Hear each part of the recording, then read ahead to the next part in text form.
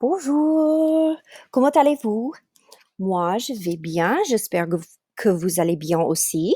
Bien, ok, alors aujourd'hui, pour, euh, pour faire des questions de compréhension, euh, on va faire ça un peu différemment. Euh, j'ai décidé de faire une petite vidéo où je vous pose les questions et où vous répondez aux questions parce que chapitre 8, c'est un chapitre assez important dans cette histoire mais c'est aussi un peu compliqué, oui. Alors, je veux vous poser les questions, mais je veux aussi expliquer un peu afin que tout le monde comprenne. Et voilà.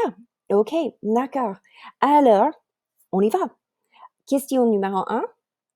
Il y avait déjà des fleurs sur la planète du Petit Prince qui étaient très belles et grandioses. OK, ça c'est faux. Et si on regarde ici la deuxième phrase du chapitre, il y avait toujours eu sur la planète du Petit Prince des fleurs très simples, ornées d'un seul rang de pétales, et qui ne tenaient point de place et qui ne dérangeaient personne. Elle apparaissait un matin dans l'herbe et elle s'éteignait le soir. Oui. Donc oui, il y avait des fleurs là, mais elles n'étaient que des petites fleurs de rien, vraiment. Oui. OK. Bon, numéro 2. Même avant qu'elle soit apparue, le petit prince croyait que la fleur serait merveilleuse. Oui, ça c'est vrai, ok? Si on regarde la phrase ici, euh, le petit prince qui assistait à l'installation d'un bouton énorme sentit bien qu'il en sortirait une apparition miraculeuse. Oui, donc le petit prince, il a vu que cette fleur allait être différente que toutes les autres, oui. Et il avait très hâte de voir la fleur et il pensait qu'elle allait être très merveilleuse, très belle et tout ça. Donc, oui, voilà. D'accord. Question numéro 3. La fleur a vite fleuri. Ça, c'est faux, OK? Bon, si on regarde ici, il y a une description de sa préparation, oui. Et puis, un peu à la fin, euh, on voit la phrase sa toilette mystérieuse avait donc duré des jours et des jours. Bon, question numéro 4. On voit déjà l'orgueil de la fleur à cause de sa toilette qui durait des jours.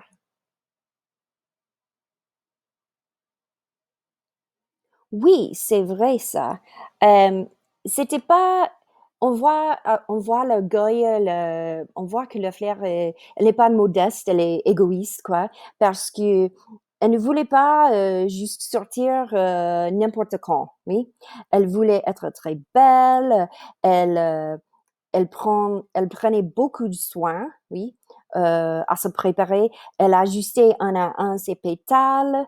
euh, et puis, elle ne voulait pas apparaître que dans le plein rayonnement de sa beauté. Oui, voilà. Donc, ça veut dire, elle voulait apparaître quand elle était la plus belle que possible. Oui, le maximum. Oui. Donc, oui, on dit que quelqu'un comme ça, elle est un peu égoïste. Oui, voilà. Question numéro 5. Quand elle s'est enfin montrée, la fleur a fait semblant de se réveiller.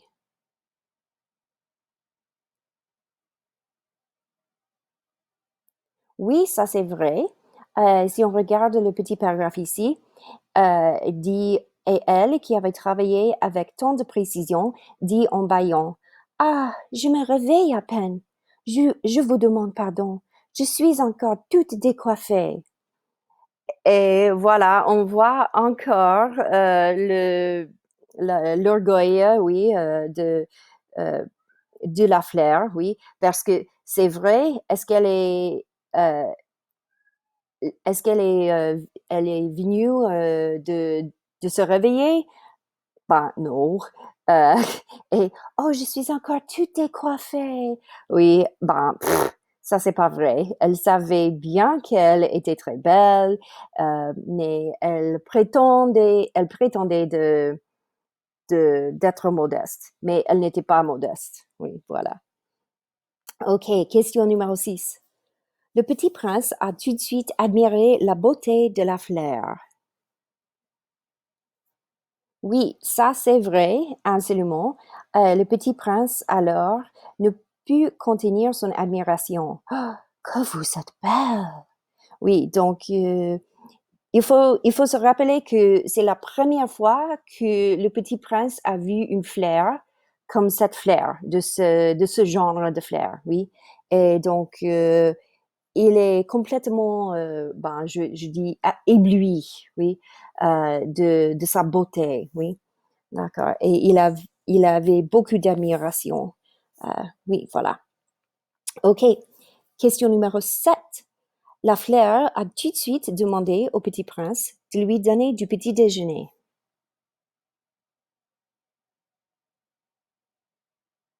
Oui, ça c'est vrai. Euh, voilà, si on regarde ici, la fleur, elle a dit au petit prince, c'est l'heure, je crois, du petit déjeuner. Auriez-vous la bonté de penser à moi? Donc, c'est un peu euh, c'est pas super simple ça. C'est la fleur, elle dit ça avec un ton de critique, oui. Elle critiquait un peu le petit prince. C'est pas, elle n'a pas dit, oh, laissons-nous prendre le petit déj ensemble. Wouhou, ça sera très amusant. Voilà. C'était plutôt comme, allô, tu devrais déjà eu du petit déjeuner pour moi, oui. Euh, alors, c'était la fleur prétendait d'être si importante que le petit prince a dû lui servir, oui. Donc, elle essaie d'être le plus important que le petit prince, oui. Et voilà. OK, question numéro 8. La fleur a dit au petit prince qu'elle n'avait pas peur de gorilles à cause de ses 4 épines. Ça, c'est faux. Euh, voilà, on le voit ici. Un jour, par exemple, parlant de ces 4 épines, elle avait dit au petit prince, ils peuvent venir, les tigres, avec leurs griffes. Euh, voilà, donc c'est un peu bizarre, oui. Alors, parce que ben, tout le monde sait que les épines des fleurs n'accordent pas ou ne donnent pas de protection contre un grand animal comme un tigre, oui. Mais ça, c'était encore un effort de la fleur de convaincre le petit prince qu'elle était très importante, oui, qu'elle était très féroce mais vraiment, ça montre un manque de confiance en elle-même. Oui. Euh, alors, est-ce que vous connaissez quelqu'un comme ça, quelqu'un qui n'a pas beaucoup de confiance en lui-même, donc il ou elle essaye tout le temps de convaincre aux autres? Oui. Moi, je travaillais il y a longtemps avec quelqu'un comme ça. Euh, il était, euh, il était un ami et il était, ben, il avait la même taille que moi, mais il était très très mince, oui. Et il voulait toujours montrer à tout le monde qu'il était très fort et euh, qu'il était très masculin et voilà tout ça. Donc il il racontait tout le temps des histoires complètement folles, oui, pour montrer à tout le monde, pour convaincre tout le monde que qu'il était très très fort et tout ça. Ben, par exemple, une fois, il a raconté une histoire que euh, il était dans sa voiture au milieu de rien, oui, très loin des villes et villages, très loin de tout, oui.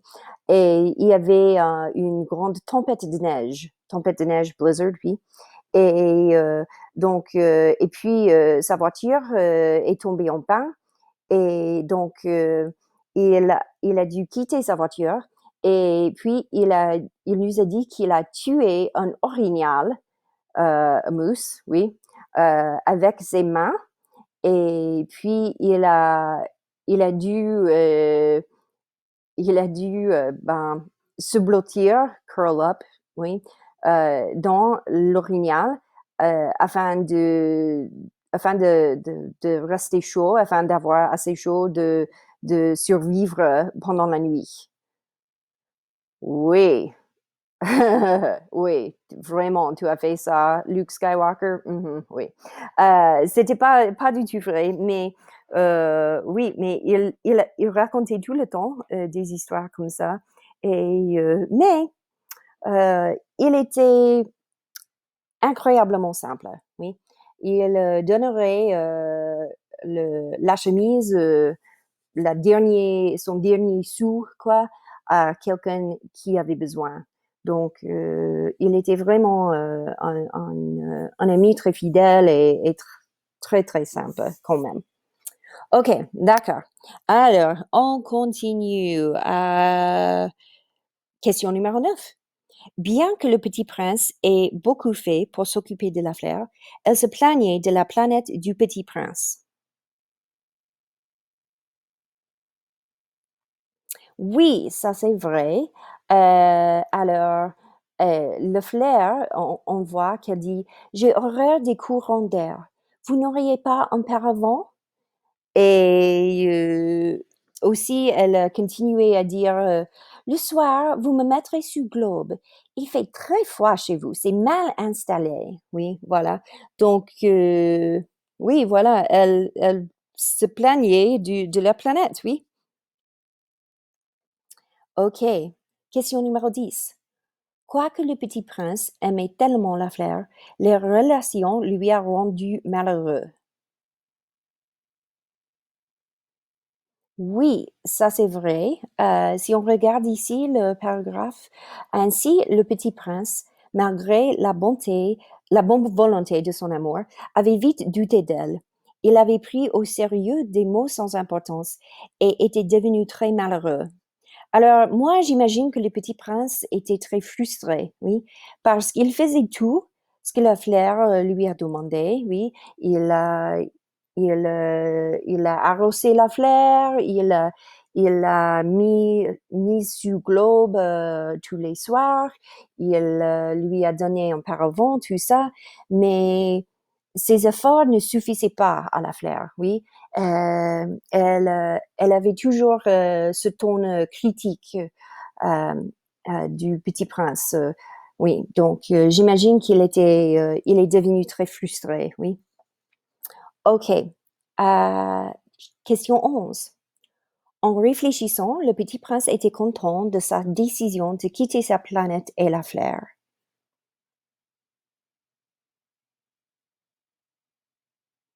Ok, ça c'est faux. Et si on regarde le dernier paragraphe, on voit la phrase Je n'aurais jamais dû m'enfuir. I should have never fled. Oui. Alors, et puis il continue à dire J'aurais dû deviner sa tendresse derrière ces pauvres Russes. Alors, il dit qu'il n'aurait pas dû se laisser devenir embêté ou frustré par les mots ou les paroles de la fleur.